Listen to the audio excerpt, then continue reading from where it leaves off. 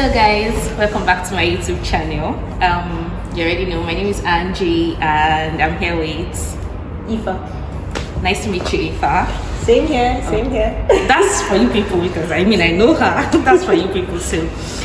Basically, I'm just going to quickly say what this is about. So I decided to do, a mini series where I talk to international students that work different jobs. Basically, I know some people think, you can only do one kind of job as a student in the UK. So this is supposed to, explain to you that you can do different kinds of jobs, especially if you're coming to Ipswich.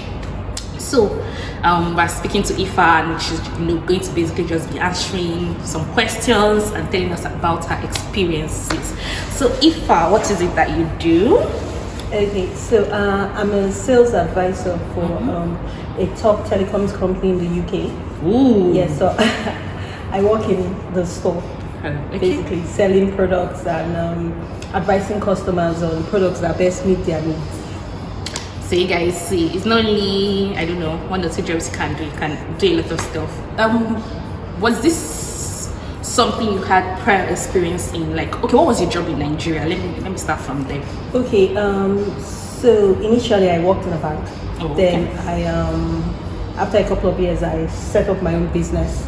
So I have like a retail business back in Nigeria. Okay, so you do have retail experience. Yes, I have experience in retail sales. Does that mean you actually specifically wanted this, or did you want other jobs? Were you fine with anything that came your way, or this was what you were looking for? So I would say I actually wanted something in sales. I have this motto: it's either I'm making money or I'm getting experience. So a job that gives me both experience and cash is a plus for me. And so, I mean, we need cash in the UK. We need cash in the UK. The exchange rate is not smiling. We need pounds. So I actually wanted something in sales. Yeah. Okay.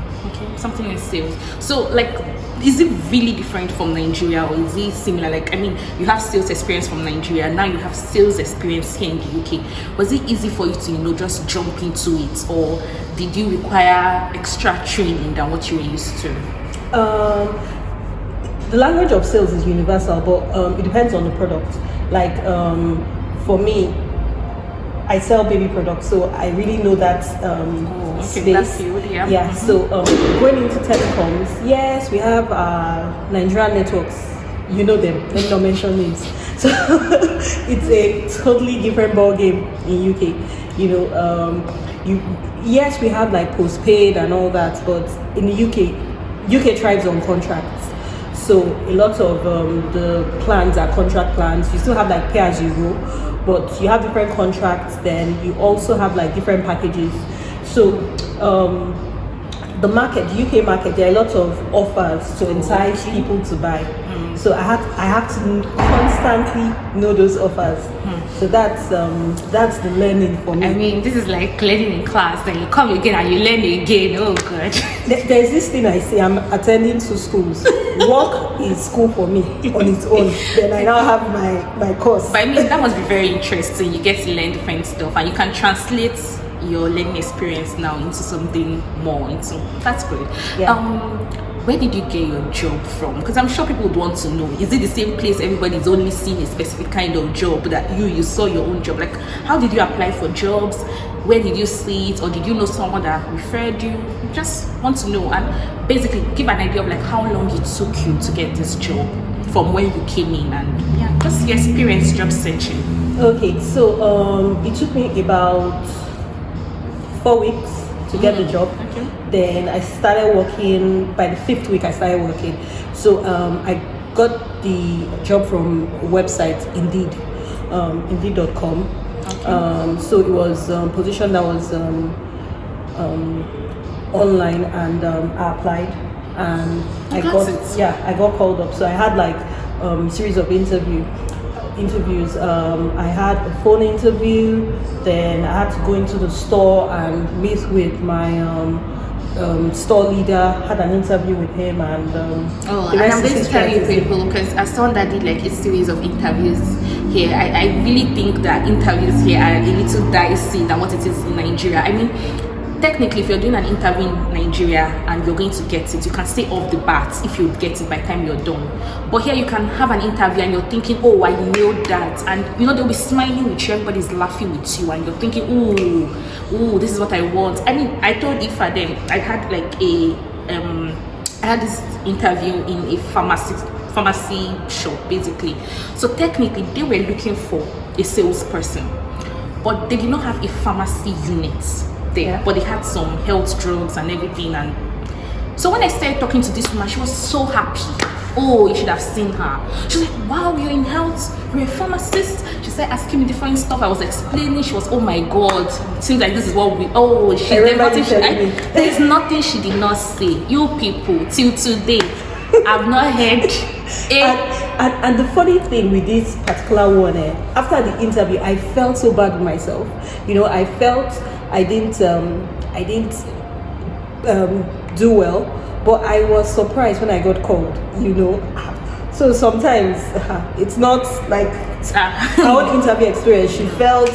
I mean, she was saying all the right stuff. In fact, she was even asking me strictly health this. Do you know about this? Do you know about this? Can you do this? Can you? I was just answering, but I was even like, God, thank you. I remember some small pharmacies in Sarah, and I was just throwing, doing pass fair here and there. She was so happy, not knowing that. I said I've not heard from them. I don't even know if they remembered that I came to their office or something. And another thing, you need to develop thick skin. You might apply for, I think that was like the 15th job application I put out before I got called up. Some people do even 100. So you can't even get that. You just be seen, unfortunately, with deep regrets. Sadly. Oh, there's nothing you will not see. So like, I understand that like people have different job interests and stuff, and so you as a person coming to the UK and you want to study, you might have a specific job interest. You should not be put down by all the unfortunately messages you're going to be getting. You can keep trying, because people actually do different sorts of jobs in the UK. Whatever it is you want to find, if you try hard enough and long enough, you will most likely find it. So if I want to know, would you say it covers your bills? Let's first talk as a single person. You are not a single person, you are married, you have children, and I understand that. But like, if you were a single person, for example, would you say that the amount you get paid, like the money you make weekly, that it would be enough for you to sustain yourself? As a single person, I would say yes. Yeah. Basically, just cut your coat according to your size. Oh, okay. That's where I was good. I wanted to know, can you be Ubering here and there, taking you can't be Ubering. Taking taxis. You can't be taking taxis, taking bus. I'll be walking. You know. So basically, it's just like you just have to budget. You're a student, then you also need to, like, if you can, have like another source of income, especially back home in Nigeria, you know. Okay. Yes. So you see, you don't can sell all your properties. Yes, if you know, especially if you have families and this thing, because you have family. So basically, you're trying to say now that definitely the amount you get is not enough for your family. No. And I mean, you're on a student visa, so yes, so you are limited to the hours you can work. Yeah. So please, people, small, no rough play. Okay. I was just wondering, based on your experience in Nigeria, have you experienced any culture shock at your workplace, not like generally, like, is there something that shocked you, that like a mode of operation that happens in your workplace and you're like, what is happening here? What I would say that it's very striking is in Nigeria, you know, there's no space for you to fail. You know, you can't, it seems as if you can't do anything wrong. Once you do something wrong, there's like a hammer coming on your head, right? In this country, it's not like that. It's more like, okay, you did this, it didn't work. Why are you learning from the experience? Learn from it, move on, you know. So I would say that. And I mean, that is like a pleasant culture shock, because you're allowed to make mistakes. You're allowed to make mistakes. You're allowed not to know it, you know. I even have a boss who told me that I could tell people that I'm new for a whole year, and okay, I don't know that I'm new. Okay, yes, so that is something I can definitely relate to. They will tell them you don't know, but you will find out. Yeah. You ask someone who is in a position to know better, so you don't have to go there and be lying, because when you're lying now, you're sending a false information out there. Yes. Okay. And you don't want to be labeled as a liar, and spoil the image of your company, your integrity, and how people see you. So this is the only job you've done in the UK? Yep. Only, and it's still the only one you're doing right now? Yeah. Are you open to other jobs, like other part-time jobs in other fields? Is that something you're open to, or you prefer to just stick to sales? For now, because of my course is a bit challenging, so for now, I'm just... On an average, how many hours a week do you work? 16 hours. Okay. Something else, when you talk about your course, so is sales something you plan to do, maybe even if it's backup plan, like later when you're done with your course, or are you strictly focused on getting a job in the field you are studying? Or you might even have another plan, maybe another job plan that, I'm keeping this one at the corner, I might use this for something. So what is your plan as to the end of your study and getting a job? I would like to get internships in my present field of study, because I didn't come out here to study what I'm studying and not use it to work. Especially when it's challenging. No, I have to use it. So I would like to get internships, so I could get real life work experience in that field. Yeah. So are you applying for them already, or you're just waiting? When you're done with one phase, you enter the next phase? What else are you doing? I've started making applications. Yes, because it's not like, sometimes these applications takes time. You have to apply for 3 months. Okay. And sometimes the recruiters or employers, they might start recruiting for a position, maybe a position that needs to be filled in 6 months time or in 1 year time. Yes. So they plan ahead. When we came last year, I realized that some people were talking about internship of this year, September 2024 and 2023. I was like, I don't understand. 2022. What do you want? Because everybody and that's the thing about being a JJC, because you don't know these things. So it was like, what are you talking about? Why we have not learned anything? Which position do you want me to? It did not click that you don't need to have learned it at this point. Yes. Because they will not even interview you now. True. Just make the application and make sure that by the time it's getting close, you know the stuff you're supposed to know. Should be if I know, me too, I would have applied since. Because most of those positions now are getting filled right now, are getting filled later on. But you've not sent an application, so that's already zero for you. And you were thinking that you didn't know anything then, but now. Exactly, now I know enough to actually do an interview. I know enough to say stuff. I know enough to get an internship. But that has already counted me. So please, that's something I have to say. Well, as you're studying, don't lose sight of what you're studying. Don't lose sight of the positions you are looking at after studying, and that apply early. Start your applications early. Okay, would you, I know you've already said something similar to this, but I just have to be sure. Okay. Do you think somebody can save on the amount you are getting? Save, and if you think someone can save, what range of savings do you think they can do monthly? I mean, after paying rent, after putting food on the table, how much do you think someone can reasonably save? Because I'm sure some people probably want to know, is this money that they can put into their tuition? Is this money that they can put into black tax, sending money back home to Nigeria? Is this money they can use to live life? Okay, you already said you have to cut your coat, so what do you think? Can you save? If yes, what range of savings can you do after buying food and paying your rent? If it was just me, and I would say can be able to save probably £100 monthly. Okay. Yeah. And I mean, you're working 16 hours, so that's not bad at all. Yeah. If you work 16 hours weekly, eat, pay rent, still save home. Okay. You can save £100 monthly. Oh, yeah. Okay. On the job search thing, are there other places you recommend for people to search for jobs? I mean, apart from Indeed, I myself, I used Indeed a lot.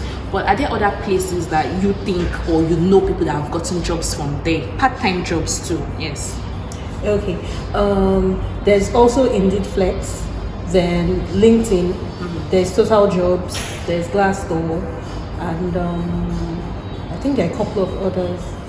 Sometimes you can just go on Google and just search. Exactly. Okay. Then those you see pages pop up.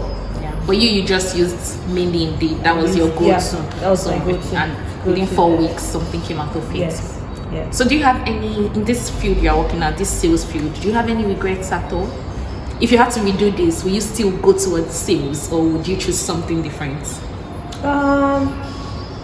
I'll still go to sales because I enjoy my job. I'm someone, I love meeting people. I love customer service. I love like interacting with customers, trying to make a sale, trying to make them see value in what they are getting. You know, I love all that. It's something. Would you say customers here are different from the ones in Nigeria? I mean, we have a mix of customers in Nigeria, good, bad, ugly. Okay, so what I've noticed with the customers here is that they know what they want. They're not coming to you clueless. They know what they want. They've done their research. They've done their homework. So they've come to meet you either for confirmation or because they want that human element in the transaction, because they can do it online or they can do it through the web, but they just want to interact with someone and probably get some clarifications on certain things. But customers here, they basically know what they want. Yeah. Okay. I mean, I feel like I've asked you everything. In fact, some things I did not think of, I feel like you've answered them. So I will just close with this. If you could give an international student coming to the UK or currently in the UK looking for a job, one advice about job searching and getting, you know, the job of your dreams or the job of the now. I mean, everybody's motivated differently. For some it is money, some it is food, some it is rent. If you could just give an advice, what would that advice be? Okay, so what I'll tell you is that yes, a lot of people say different things. Oh, okay, it's this job or it's that job. You know, take what they say, but do your own research. Ask questions. You know, don't limit yourself. Don't limit yourself based on what others say. You know, you can get that job. You know, I'm sure some people might even be able to get that job in their field of study. Yes, my job is not in my field of study, it's in like my work experience, in quotes, you know, but don't limit yourself. Take the shot. Take the shots. me say I've taken advice to take the shots. I mean, you never know what will happen. Yes, it might keep falling through, and you might cry yourself to sleep sometimes because, I mean, nothing's happening. But just take the shots, because if you don't take the shots, you're already lost. True. So why not try? What if it enters? What if you turn into Prime Messi? What happens? What if you win the World Cup? Don't be discouraged. Don't be discouraged. Okay, Ifa, thank you so much. Thank you so much for honoring my invite. And until next time, you guys. Bye-bye. Yeah.